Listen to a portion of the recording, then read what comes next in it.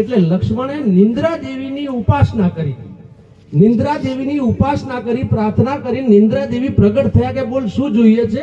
ત્યારે લક્ષ્મણે જવાબ આપ્યો હતો કે મારે કશું જ જોઈતું નથી. 14 વર્ષ વનવાસે નીકળ્યો છે અને મારા ભાઈ અને ભાભીની મારે રક્ષા કરવાની છે. એ નિંદ્રા દેવી 14 વર્ષ મારી નિંદ્રાને તમે ઉડાડી દો. રાત કે દાડો મારો ઊંઘવું જ નથી.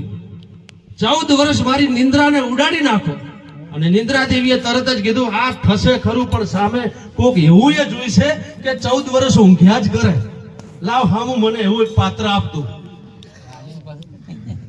લાવ તું મને હામું એક પાત્ર આપ. દોસ્તો, કુંભકર્ણની વાત નથી કરતો.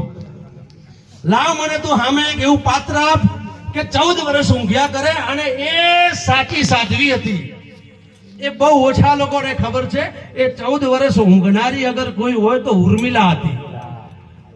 એ ઉર્મિલા હતી. પોતાના પતિને, બહેનો, દીકરીઓ, માતાઓ બધા સાંભળજો, ભારત વર્ષની નારીઓ કેવી હોય છે સાંભળજો. એ ઉર્મિલા હતી.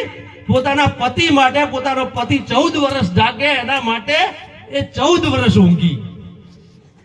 14 વર્ષ ઊંઘી. અને પેલો લક્ષ્મણ એ એટલા માટે 14 વર્ષ જાગ્યો કારણ કે ભાતૃભાઈ અને ભાભી જો આટલું શીખી ગયા ને, આપણા ભાઈ અને ભાભી અને આપણો પરિવાર, આ સૃષ્ટિ એ પરિવાર છે, આટલું શીખી એ લક્ષ્મણે સંદેશ આપ્યો.